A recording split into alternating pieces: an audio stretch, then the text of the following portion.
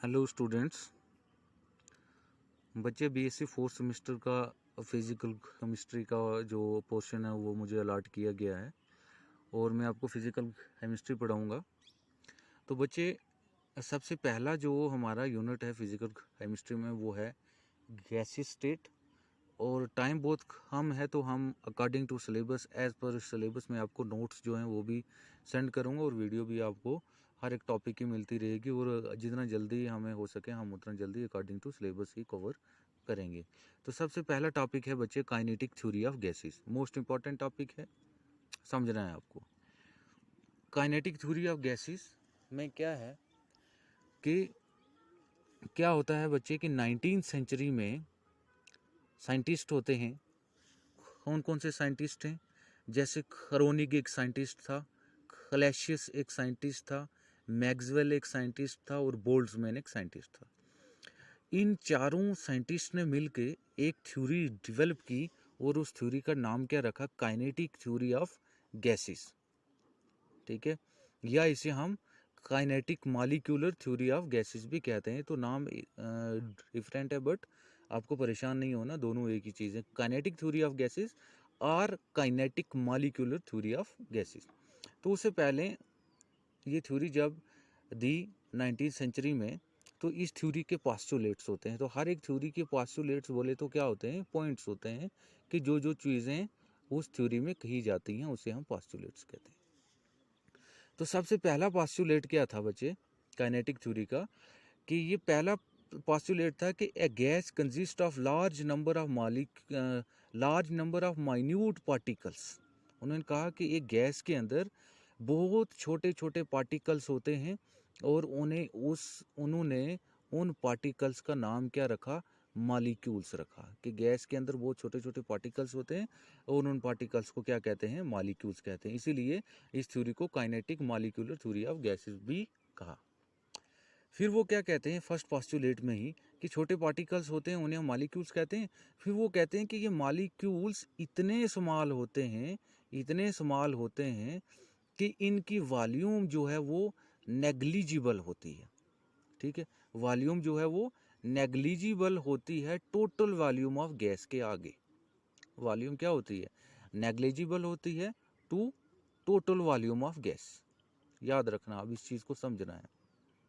ठीक है, क्या कहा फर्स्ट पोस्टुलेट में? कि एक गैस के अंदर बहुत सारे छोटे छोटे पार्टिकल्स होते हैं और उन छोटे छोटे पार्टिकल्स को हम क्या कहते हैं? मॉलिक्यूल्स कहते हैं। और वो मॉलिक्यूल्स इतने छोटे होते हैं कि उनकी वॉल्यूम, एक मॉलिक्यूल की वॉल्यूम जो है वो नेग्लिजिबल होती है to the total volume of gas. अब इसका क्या मीनिंग हुआ? इसका मीनिंग ये हुआ कि अब मॉलिक्यूल इतना छोटा है तो उसकी वॉल्यूम भी क्या होगी? बहुत छोटी होगी as compare to the total volume of the gas. मतलब एग्जांपल मैं देता हूँ, एक साइड आपने चूंटी रख दी और एक साइड आपने हाथी रख दी। अब चूंटी का मास भी है, चूंटी की वॉल्यूम भी है और हाथी की भी है, लेकिन एज कम्पेयर टू हाथी चूंटी की वॉल्यूम क्या है? नेग्लिजिबल है। तो वैसे ही वॉल्यूम एक मॉलिक्यूल की क्या है? चूंटी है। और पूरी गैस की वॉल्यूम क्या है? गैस वो क्या है? हाथी है, एलिफेंट है। So volume of one molecule is negligible as compare to the total volume of gas. ये पहला पोस्टुलेट था कि हर एक गैस जो होती है वो स्मॉल पार्टिकल से बनी होती है और उन पार्टिकल्स को हम मॉलिक्यूल्स कहते हैं। और वो उन मॉलिक्यूल्स की जो वॉल्यूम है वो नेग्लिजिबल होती है, बहुत ही कम होती है। दूसरे पोस्टुलेट्स में ये क्या कहते हैं कि मान लो ये एक कंटेनर है, इस कंटेनर के अंदर गैस है और ये गैस के छोटे छोटे क्या है? मॉलिक्यूल्स है। अब समझना है आपने। सेकंड पोस्टुलेट में ये क्या कहते हैं कि ये गैसेस के मॉलिक्यूल्स जो है होते हैं वो एक जगह पर स्टैटिक्स नहीं होते, वो रैंडम मोशन में होते हैं। क्या होते हैं? रैंडम मोशन में होते हैं। अब इनका मोशन कौन सा हो गया? कि ये मॉलिक्यूल्स, मान लो मैंने ये बाहर खोल के लिखा, ये मॉलिक्यूल्स एक दूसरे के साथ स्ट्राइक करते हैं। ये इसके साथ स्ट्राइक करेगा, ये इसके साथ स्ट्राइक करेगा एंड सो ऑन, ये स्ट्राइक करते जाएंगे। इस स्ट्राइकिंग ऑफ मॉलिक्यूल्स को उन्होंने क्या कहा? कि कोलिजन कहा। क्या कहा? कि these molecules collides with each other and that is known as collision. अब क्या होता है, ये मॉलिक्यूल्स आपस में भी कोलाइड करते हैं, स्ट्राइक करते हैं, और ये वाल के साथ भी टकराते हैं, कोलाइड करते हैं। ये चीज़ उन्होंने क्या कही, सेकंड पोस्टुलेट में कही। ठीक है, साथ में उन्होंने क्या कहा, आपको पता है कि जब भी कोई चीज़ मूव कर रही होती है तो वो उसके अंदर एक एनर्जी प्रोड्यूस होती है, जिस एनर्जी को हम क्या कहते हैं, काइनेटिक एनर्जी कहते हैं। जब एक चीज़ स्टैटिक होती है अपनी जगह पर, उसको हम पोटेंशियल एनर्जी कहते हैं, लेकिन जब वो मूवमेंट करती है तो उस एनर्जी को हम क्या कहते हैं, काइनेटिक एनर्जी कहते हैं।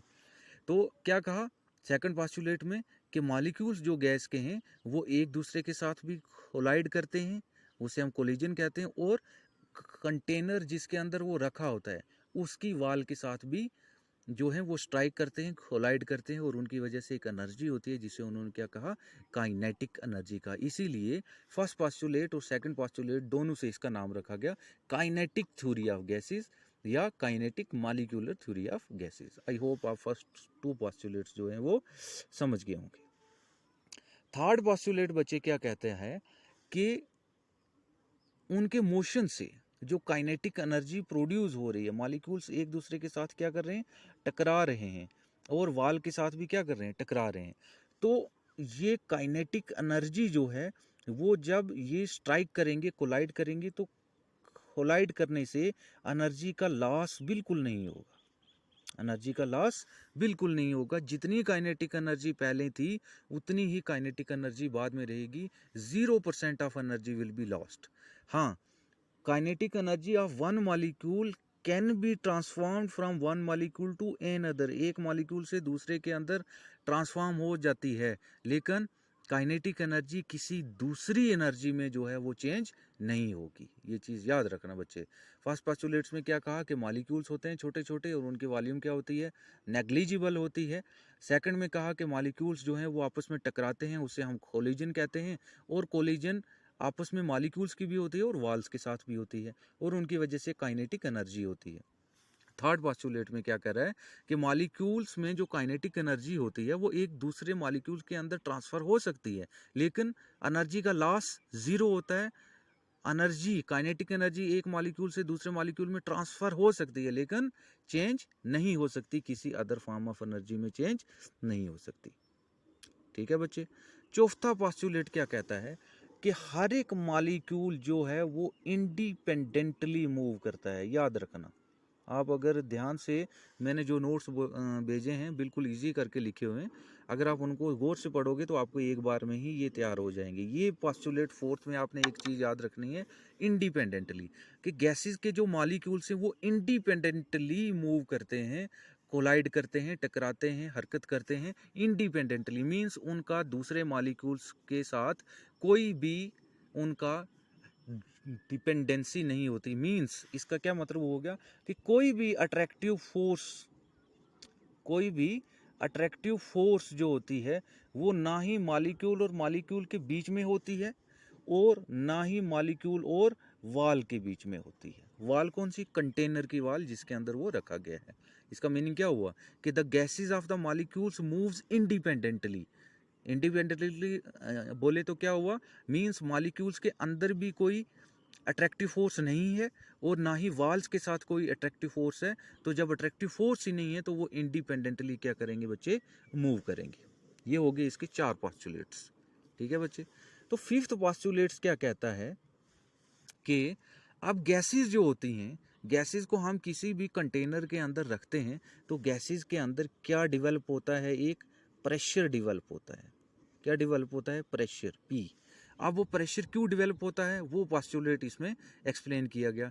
ये कहते हैं साइंटिस्ट कि इस थ्योरी में कहा गया कि जो प्रेशर ऑफ द गैस है वो सिर्फ इस वजह से डेवलप होता है कि जब वो मॉलिक्यूल्स एक दूसरे के साथ टकराते हैं और टकराने के बाद जब वो वाल के साथ टकराते हैं तो उसकी वजह से एक फोर्स एक्सर्ट होती है, किसके ऊपर, वाल ऑफ द कंटेनर के ऊपर। तो फोर्स एक्सर्ट होने को ही हम क्या कहते हैं, प्रेशर कहते हैं। ठीक है बच्चे। The pressure of the gas is due to the bombardment का मतलब क्या हुआ, striking of the molecules on the wall of the container. के जो प्रेशर है वो बम्बार्डमेंट की वजह से होता है, striking of the molecules on the wall of the container. ठीक है बच्चे। ये हो गए इसके 5 पोस्टुलेट, आई थिंक आप समझ गए होंगे। और 6वां पोस्टुलेट इसका क्या है सिक्स पॉस्टुलेट इसका क्या है बच्चे, सिक्स पॉस्टुलेट में क्या कहता है कि the law of classical mechanics, classical mechanics बोले तो आपने पढ़ा है न्यूटन्स के लॉ वगैरह जो हैं ये सब क्लासिकल मैकेनिक्स में आते हैं, is applicable to the motion of gases molecules, कि जो मॉलिक्यूल्स मूव करते हैं आपस में स्ट्राइक करते हैं या वॉल के साथ स्ट्राइक करते हैं, सारे क्लासिकल लॉ इस पे एप्लीकेबल होते हैं, और पार्टिकुलरली न्यूटन सेकंड लॉ जो है वो इसके ऊपर अप्लाई होता है। तो न्यूटन सेकंड लॉ क्या कहता है कि जब भी कोई चीज़ जो होती है वो बम्बार्ड करती है, स्ट्राइक करती है दूसरे के ऊपर, तो एक फोर्स एक्सर्ट होती है, तो उस फोर्स को ही उन्होंने क्या कहा, प्रेशर कहा। So this is all about the kinetic theory of gases. इसके 6 पॉस्टुलेट्स हैं। मैं फिर से आपको क्या कर देता हूँ, रिवाइज करा देता हूँ कि 19th सेंचुरी में साइंटिस्ट का मैंने आपको नाम बताया कि उन साइंटिस्ट ने क्या दिया, काइनेटिक थ्योरी ऑफ गैसेस दिया। उसमें पहला पॉस्टुलेट कहा कि गैसेस के अंदर छोटे छोटे पार्टिकल्स होते हैं, और उन्होंने उस पार्टिकल्स का नाम क्या रखा, मॉलिक्यूल्स कहा। और फिर कहा कि वो मॉलिक्यूल्स इतने छोटे होते हैं कि उनकी वॉल्यूम जो होती है बहुत कम होती है, नेग्लिजिबल होती है to the total volume of the gas. ठीक है। सेकंड उन्होंने क्या कहा कि जो पार्टिकल्स होते हैं गैसेस के, जो मॉलिक्यूल्स हैं वो आपस में भी स्ट्राइक करते हैं और क्या करते हैं, वॉल के साथ भी स्ट्राइक करते हैं, उसको हम क्या कहते हैं, कोलिजन, और इस कोलिजन की वजह से काइनेटिक एनर्जी जो है वो प्रोड्यूस होती है। थर्ड पॉस्टुलेट में कहा गया कि ये जो काइनेटिक एनर्जी प्रोड्यूस हुई ये स्ट्राइकिंग के दौरान, कोलिजन के दौरान लॉस बिल्कुल नहीं होती। हाँ, एक मॉलिक्यूल से दूसरे मॉलिक्यूल में ट्रांसफ़र तो होती है, लेकिन एक फॉर्म से दूसरी फॉर्म में चेंज बिल्कुल नहीं होती। चौथे पॉस्टुलेट क्या कहता है कि गैसेस के जो मॉलिक्यूल्स हैं वो इंडिपेंडेंटली मूव करते हैं। इंडिपेंडेंटली मैंने बताया कि उनके बीच में कोई भी अट्रैक्टिव फोर्स नहीं होती, ना ही मॉलिक्यूल और मॉलिक्यूल के बीच में, और ना ही वो मॉलिक्यूल और वॉल के बीच में। फिफ्थ पॉस्टुलेट कहता है कि प्रेशर ऑफ द गैस जो है वो ऐसे डेवलप होता है कि जब मॉलिक्यूल्स आपस में स्ट्राइक करते हैं, कोलिजन करते हैं, कोलिजन के बाद जब वो वॉल के साथ फोर्स एक्सर्ट करते हैं, तो फोर्स एक्सर्ट करने को ही क्या कहते हैं हम, कि प्रेशर जो है वो गैस के अंदर डेवलप हो गया है। और सिक्स पॉस्टुलेट में क्या कहते हैं कि सारे क्लासिकल लॉ जो हैं वो एप्लीकेबल होते हैं काइनेटिक थ्योरी ऑफ गैसेस में, और स्पेशली न्यूटन सेकंड लॉ जो है वो इसमें एप्लीकेबल होता है। अब काइनेटिक थ्योरी ऑफ गैसेस का नाम कैसे काइनेटिक थ्योरी ऑफ गैसेस पड़ा, कि एक तो इसमें काइनेटिक एनर्जी होती है कोलिजन के दौरान जो मॉलिक्यूल्स में, इसलिए इसे क्या कहा, काइनेटिक थ्योरी ऑफ गैसेस। और या इसको कहा kinetic molecular theory of gases, वो इसलिए कहा क्योंकि उस काइनेटिक थ्योरी में कहा गया कि गैसेस जो है वो स्मॉलर पार्टिकल से बनते हैं, जिसे हमने क्या कहा, मॉलिक्यूल्स कहा। तो ये था all about the kinetic theory of gases. अब हमने नेक्स्ट जो इसके साथ एक इक्वेशन ड्राइव करनी है, जो कि आपके सिलेबस में सबसे पहला दिया हुआ काइनेटिक थ्योरी ऑफ गैसेस, और साथ में दिया हुआ derivation of kinetic gas equation. तो हम गैस इक्वेशन की डेरिवेशन को अब फाइंड करेंगे। हाँ तो बच्चे, नेक्स्ट जो है वो है derivation of kinetic gas equation. तो इसकी डेरिवेशन को समझने के लिए हम क्या करते हैं, मान लो हमारे पास एक कंटेनर है जो कि किस फॉर्म में है, क्यूब फॉर्म में। समझना है आपने अच्छे से, क्यूब कैसा होता है, ऐसा होता है क्यूब। ये क्यूब फॉर्म में हमारे पास एक कंटेनर है और इसके अंदर क्या है, गैस है। अब समझना है आपने, इस क्यूब की हर एक साइड जो है उसकी लेंथ कितनी है, एल है। ये भी एल है, ये भी एल है, ये भी एल, ये सारी साइड्स जो है उसको हमने मान लिया कि इसकी लेंथ जो है वो क्या है, एल है। ठीक है, हमने मान लिया लेंथ जो है वो हर साइड की कितनी है, एल है। समझना है, ये क्वेश्चन थोड़ी सी टफ है, बट मैंने बहुत सिंपली नोट्स बनाए हैं आपके लिए, आप अगर समझोगे तो आपको इजी लगेगा। ठीक है, और इसकी वॉल्यूम को हमने मान लिया वॉल्यूम V। ठीक है, इसके अंदर जो टोटल नंबर ऑफ मॉलिक्यूल्स हैं वो क्या है, N। Total number of molecules, उसको हमने कैपिटल N से डिनोट कर लिया। ठीक है, और क्या है, हर एक गैस का जो मॉलिक्यूल का मास है उसको हमने डिनोट कर लिया M से, स्मॉल m से। इससे अब निकलेगा आपकी सारी इक्वेशन। ठीक है, अब क्या है, मान लो कि जो गैसेस के मॉलिक्यूल्स हैं उनकी वेलोसिटी क्या है, c, c is the velocity, ये याद रखना आपको, velocity of molecules of gas, notes मैंने बनाए, c is the velocity of molecules of gas. अब क्यूब में ये मान लो ये x एक्सिस है, ये y एक्सिस है और ये z एक्सिस, तीनों एक्सिस पे मॉलिक्यूल्स मूव करेंगे, तो तीनों की वेलोसिटी जो है उसको हमने अलग से डेजिग्नेट करना है, क्योंकि हमारे पास x एक्सिस है, y एक्सिस है और z एक्सिस। c जो है ये टोटल वॉल्यूम, टोटल वेलोसिटी है जो मॉलिक्यूल्स की। x एक्सिस पे जो वेलोसिटी है उसको हमने डिनोट कर लिया u से, y एक्सिस पे जो है उसको हमने v से, और z एक्सिस पे आपने w से, समझना है आपने। अब क्या है, द वेलोसिटी कंपोनेंट्स, कौन कौन से velocity components, u, v and w on the axis x, y and z are perpendicular, ये क्या है, ये परपेंडिकुलर है इस क्यूब के, जो ये कंटेनर रखा हुआ है हमने इसके परपेंडिकुलर है। जब परपेंडिकुलर हैं तो हम लिख सकते हैं कि सी स्क्वेयर जो total volume of the gas है वो किसके इक्वल है, C square is equal to U square जो एक्स एक्सिस पे है, वी स्क्वेयर जो वाई एक्सिस पे है, प्लस डब्ल्यू स्क्वेयर जो जेड एक्सिस पे है। This is equation number first, कि total velocity of the molecules वो किसके इक्वल होगी, यू एक्स एक्सिस पे, वाई एक्सिस पे और जेड एक्सिस पे। ये इक्वेशन 1 है, ठीक है। अब आपने क्या करना है, समझना है, consider the motion of molecules along x axis. हम मान लेते हैं हम एक्स एक्सिस पे, ये है हमारे पास एक्स एक्सिस, कि हमने एक्स एक्सिस को हम पहले मान लेते हैं। जब हम एक्स एक्सिस को ए को मान लेंगे तो बाकी वाले हम वहाँ से फाइंड कर लेंगे।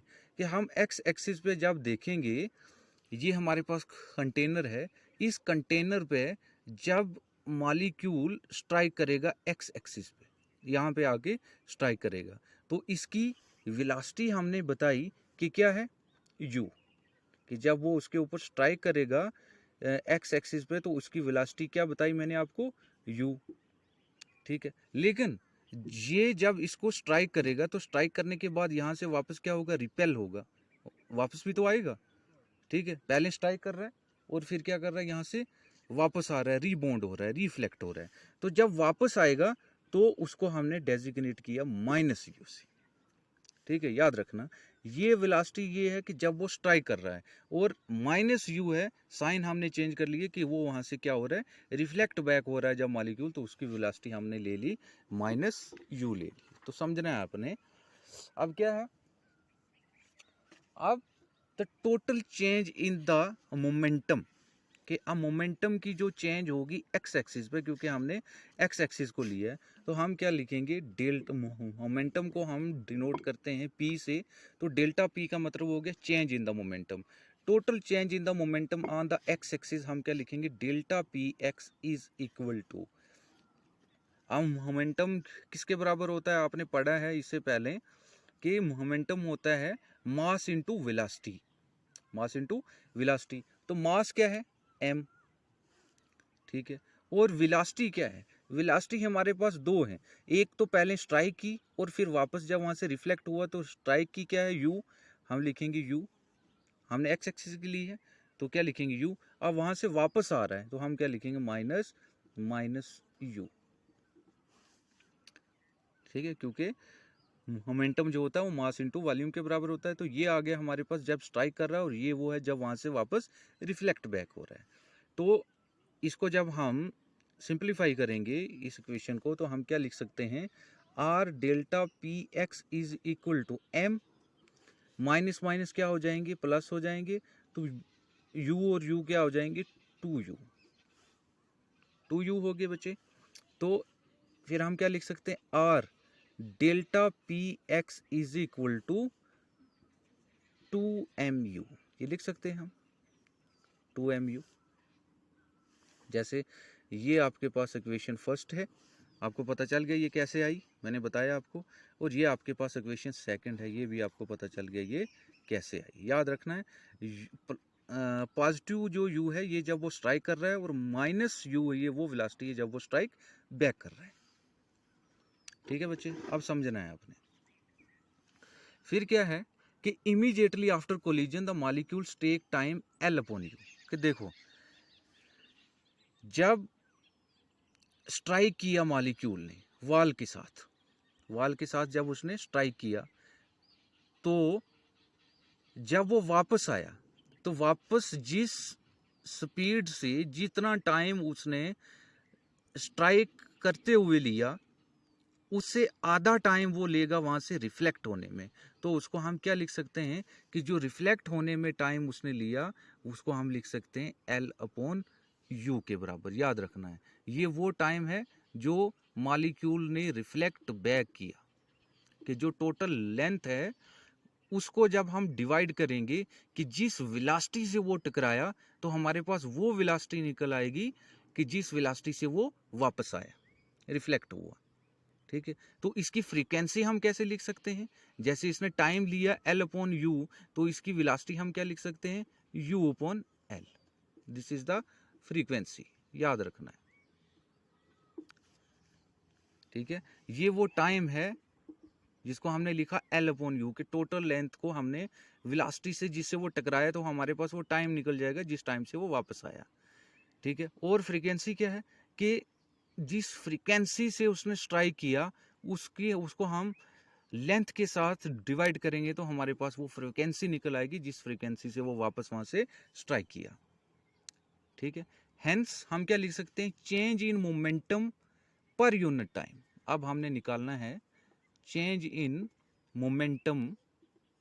चेंज इन मोमेंटम को हमने क्या लिखा? Delta P. पर यूनिट टाइम को हम क्या लिखेंगे? Delta T. Change in momentum पर यूनिट टाइम, और किस एक्सिस पे हम फाइंड कर रहे हैं? एक्स एक्सिस पे। तो हम क्या लिखेंगे? चेंज इन मोमेंटम पर unit time is equal to, क्या निकला हमारे पास पहले? चेंज इन मोमेंटम क्या था हमारे पास? 2mu एक्स एक्सिस पे, 2mu इनटू कितनी फ्रीक्वेंसी से वो वापस आया। कितनी फ्रीक्वेंसी हमने देख ली? u upon L into you upon L. ठीक है, समझ गए? और हम इसको क्या लिख सकते हैं? Delta P X upon delta T is equal to 2m u, और u क्या हो गए? u square upon L. This is equation number 3। बच्चे समझ गए? इक्वेशन फर्स्ट मैंने आपको बताया कि वो कैसे निकली, टोटल वेलोसिटी कितनी है वो उसका एक्स एक्सिस, वाई एक्सिस और जेड एक्सिस पे, और फिर उसका चेंज इन मोमेंटम कि जब उसने स्ट्राइक किया और वापस वहां से रिफ्लेक्ट किया, तो ये आया। और चेंज इन मोमेंटम पर यूनिट टाइम, कि कितने टाइम में वो वापस आया और उसकी मोमेंटम क्या है, उसको हमने मल्टीप्लाई किया किसके साथ? कि कितने टाइम कितनी फ्रीक्वेंसी से वो वापस आ रहा है। तो हमारे पास क्या निकला? 2mu square upon L. ये निकला हमारे पास एक्स एक्सिस का, ये हमारे पास एक्स एक्सिस का निकला, delta P X is equal to 2mu square upon L. तो ऐसे ही हमारे पास जो है वो वाई एक्सिस का भी निकल सकता है। कैसे लिखेंगे हम? Delta P upon T. अब हम पूरे के लिए लिखेंगे, ये सिर्फ एक्स एक्सिस के लिए, अब हम पूरे के लिए लिखेंगे। तो हम क्या लिखेंगे कि 2mu स्क्वेयर अपॉन एल, ये हमारे पास एक्स एक्सिस का, प्लस वाई एक्सिस का क्या लिखेंगे? 2m। वाई एक्सिस पे वेलोसिटी क्या है? मैंने अभी आपको बताया स्टार्टिंग में, वाई एक्सिस पे वेलोसिटी क्या है? v है। जैसे एक्स एक्सिस पे हमने u है, तो वाई एक्सिस पे क्या है? v है। तो हम यहाँ पे क्या लिखें? 2mv square upon L, plus z axis पे क्या है? 2m। z पे मैंने आपको क्या बताया यहाँ पे? w। तो हम क्या लिखेंगे? 2mw square upon L. तो बच्चे समझ गए आप? ये हमारे पास एक्स एक्सिस का है, तो जैसे एक्स एक्सिस का ये है, ये आ गया एक्स एक्सिस का, ऐसे ही ये वाई एक्सिस का यहाँ पे हमने v पुट किया, और ये जेड एक्सिस का यहाँ पे हमने w पुट किया। ठीक है, जब हम इसको सिंप्लीफाई करेंगे तो क्या निकलेगा हमारे पास? Delta P upon delta T is equal to, इसमें कॉमन क्या है तीनों में? 2m/L, बच्चे समझना, ये आपको किसी बुक पे इतना सिंप्लीफाई नहीं मिलेगा। 2m/L, अंदर क्या बचा, u² plus v² plus w²। ठीक है बच्चे, so this is equation number 4th। ये कौन सी इक्वेशन है, 4th। 4 इक्वेशन हमने अभी तक फाइंड की। फर्स्ट ये वाली, सेकंड जो हमने मोमेंटम निकाला, चेंज इन मोमेंटम, और थर्ड में हमने क्या निकाला, चेंज इन मोमेंटम पर यूनिट टाइम तो वो ये निकाला। और फिर ये एक एक्सिस के लिए, और फोर्थ इक्वेशन में हमने क्या निकाला, सारी एक्सिस के लिए निकाला। ठीक है, ये फोर्थ इक्वेशन है। अब क्या है, using first equation in fourth. First equation क्या है हमारे पास, फर्स्ट देखो कि c² is equal to u² plus v² plus w²। तो यहाँ पे क्या है, u² plus v² plus w²। तो हम इन तीनों की जगह क्या लिखेंगे कि ये तीनों किसके इक्वल हैं, ये तीनों इक्वल हैं c² के। तो हम क्या लिखेंगे, delta p upon delta t is equal to 2m/L, और इन तीनों की जगह हमने क्या लिखा, c²। ठीक है, this is equation number 5th। और याद रखना है, इक्वेशन नंबर 5th में हमने क्या निकाला, चेंज इन मोमेंटम, जैसे delta P is the change in momentum पर यूनिट टाइम, ये निकला 2m/L c², but it is for a single molecule. For a single molecule change in momentum पर unit time, ये हमने निकाला किसके लिए, सिंगल मॉलिक्यूल के लिए। तो पूरे मॉलिक्यूल हमारे पास कितने हैं, मैंने शुरू में बताया कि n is the total number of molecule. ठीक है, तो पूरे मॉलिक्यूल्स के लिए हम इसमें क्या, इसको मल्टीप्लाई करेंगे, n के साथ मल्टीप्लाई करेंगे, तो हमारे पास क्या निकल जाएगा, देख लेना। हम यहाँ आ जाते हैं, ये n के लिए है, तो हम क्या लिखेंगे, डेल चेंज इन मोमेंटम पर यूनिट टाइम टोटल, वो एक मॉलिक्यूल के लिए था। एक मॉलिक्यूल के लिए हमारे पास क्या निकला, देखो, delta p upon delta t 2mc²/L।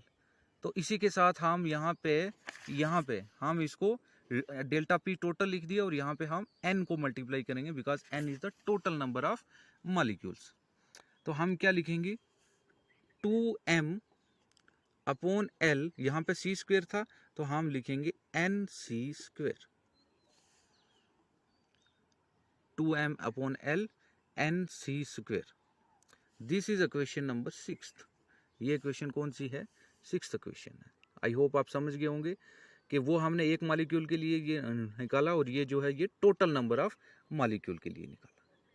ठीक है, अब आपने क्या याद रखना, according to second law of motion, Newton second law of motion, Newton second law of motion क्या कहता है बच्चे, कि rate of change in momentum, कि delta p upon delta t, change of momentum पर यूनिट टाइम, ये होता है किसके बराबर, फोर्स के बराबर। ये किसके बराबर होता है, फोर्स के बराबर होता है, याद रखना है। तो अगर ये फोर्स के बराबर होता है, तो इसी को हम पुट करेंगे किसमें, इसमें delta p upon delta t। तो delta p upon delta t की जगह अब हम क्या लिखेंगे, f।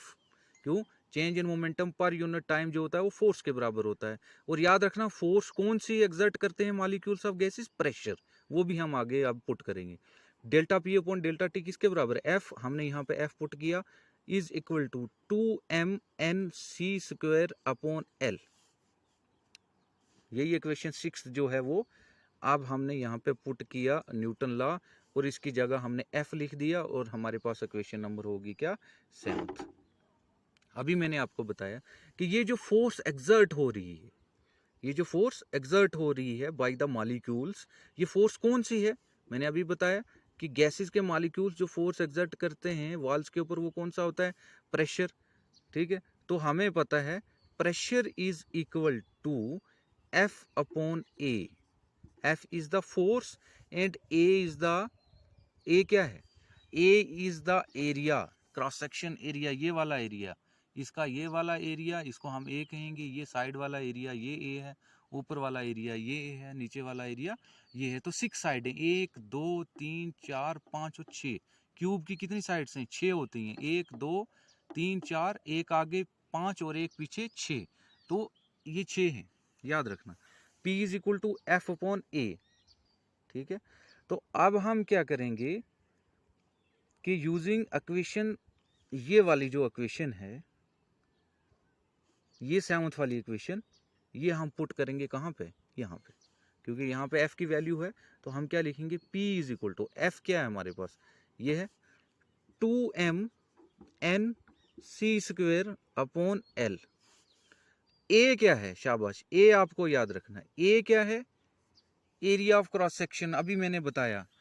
और एरिया ऑफ क्रॉस सेक्शन कितनी साइड्स हैं इसकी, इस क्यूब की? 6।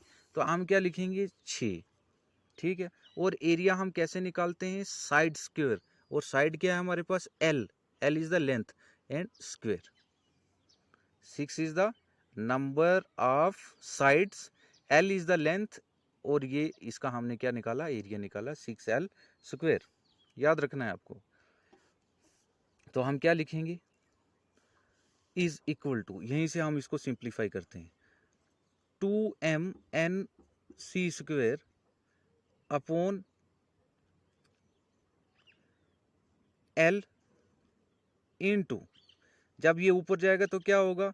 1/6L, ऐसा ही होगा। आप देखो आगे, is equal to 2m n c² into 1, वही आया, अपॉन 6L, सॉरी यहाँ पे स्क्योर है ना, स्क्योर यहाँ पे, तो ये स्क्योर होगा। 6L इंटू L क्या आएगा? 6L³ आएगा, 6L³ आएगा। तो हमारे पास क्या निकला? ये वही वाला P है। P is equal to 2mnc² upon 6L³। समझ आ गई आपको? अब हम इसको और सिंप्लीफाई करते हैं। 2 इंटू 1, 2 एकम 2, 3 दूने 6। तो क्या आया हमारे पास? P इज इक्वल टू, देखना है, P is equal to 1 upon, क्या आया? 1/3, 1/3, और साथ में क्या है? L³। तो याद रखना है, L³ बोले तो क्या है? साइड का क्यूब। और साइड का क्यूब हमारे पास क्या होता है? वॉल्यूम। आपको पता है, जैसे एरिया का हम लेंथ का स्क्वायर निकालते हैं, तो वो हमारे पास क्या है? वो एरिया निकल गया। तो लेंथ का क्यूब हमारे पास क्या है? वो हमारे पास वॉल्यूम है। तो हम इस L³ की जगह क्या लिखेंगे? V लिखेंगे। समझ गए आप? तो 1/3 V, हमने यहाँ पे आप L³ की जगह क्या लिखा? V लिखा। और साथ में क्या है? mnc², mnc², 1/3 mnc², ये लिखा R।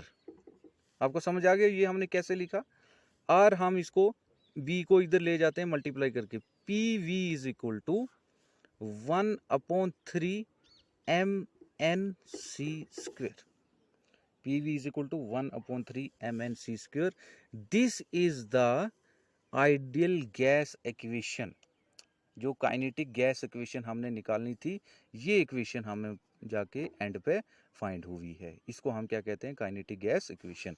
तो बच्चे, मैं जल्दी जल्दी से आपको रिवाइज करा देता हूँ। देखो, ये हमारे पास एक कंटेनर है क्यूब फॉर्म में, इसके अंदर इसकी लेंथ L है, वॉल्यूम V है, N जो टोटल नंबर ऑफ मॉलिक्यूल है, M इसका मास है एक एक मॉलिक्यूल का, C टोटल वेलोसिटी है मॉलिक्यूल की, U x एक्सिस पे वेलोसिटी है, V y एक्सिस पे, और W z axis. Total volume जो है वो इन तीनों के स्क्वायर के बराबर होगी। ये आगे क्वेश्चन नंबर फर्स्ट। फिर हमने क्या कहा कि जब मान लो x एक्सिस पे हम मान लेते हैं, तो जिस वेलोसिटी से स्ट्राइक करेगा उसका अपोजिट जो होगा वो -u होगा। और चेंज इन मोमेंटम जो होगा वो हमने लिखा कि हमें पता है मोमेंटम जो मास इनटू वेलोसिटी के बराबर होता है। तो हमारे पास ये वाली इक्वेशन निकली। उसके बाद हमने क्या कहा कि चेंज इन मोमेंटम पर यूनिट टाइम जो है, उसमें जिस वेलोसिटी से वो वापस आए उसके साथ हमने मल्टीप्लाई किया, तो हमारे पास ये निकला। फिर हमने देखा कि ये एक्स एक्सिस का अगर ऐसे निकल रहा है, तो इसी में v² और w² हम पुट करेंगे, तो वो z एक्सिस और y एक्सिस का भी निकल जाएगा। तो हमने इसको ये पुट किया, इसको सिंप्लीफाई किया, और सिंप्लीफाई करने के बाद इसमें इसकी वैल्यू जो है वो पुट की हमने c²। पुट करने के बाद हम आगे कि ये हमारे पास एक मॉलिक्यूल का निकला, तो टोटल मॉलिक्यूल्स का हमारे पास क्या निकलेगा कि हमने इसमें n को मल्टीप्लाई कर दिया। ठीक है बच्चे, जब हमने इसको n के साथ मल्टीप्लाई कर दिया, फिर हमने बताया कि सेकंड लॉ ऑफ मोशन क्या कहता है कि चेंज इन मोमेंटम पर यूनिट टाइम जो होता है वो फोर्स के बराबर होता है। तो फोर्स इसकी जगह हमने F पुट कर दिया 2mc²/L। फिर हमें पता है कि फोर्स जो होती है वो गैसेस के मॉलिक्यूल्स के अंदर वो प्रेशर एग्जर्ट करती है, P = F/A। F की वैल्यू हमने यूज़ की। और A क्या है, A फिर से मैं बता देता हूँ कि A इज़ द क्यूब की 6 साइड्स हैं। ये एरिया 1 2 3 4 5 6 क्रॉस सेक्शन साइड्स को हमने A कहा, तो 6 हैं। तो इसका इस A की जगह हमने क्या पुट किया 6, और साइड स्क्वायर मीन्स L²। इसको हमने सिंप्लीफाई किया तो ये ऊपर चला गया 1/6L। तो इसको जब हमने मल्टीप्लाई किया तो ये क्या आया 6L³ आया। और 6L³ यहाँ से आपको परेशान नहीं होना है, L³ बोले तो साइड का क्यूब वो क्या होता है, वॉल्यूम होता है। तो हमने क्या लिखा 1/3V mnc²। और ये हमारे पास क्या है, काइनेटिक गैस इक्वेशन है। आई होप आप समझ गए होंगे, और इसके नोट्स भी मैंने आपको साथ साथ में सेंड किए हैं। आपको फिर भी कोई प्रॉब्लम होती है तो आप पूछ सकते हैं। Thank you.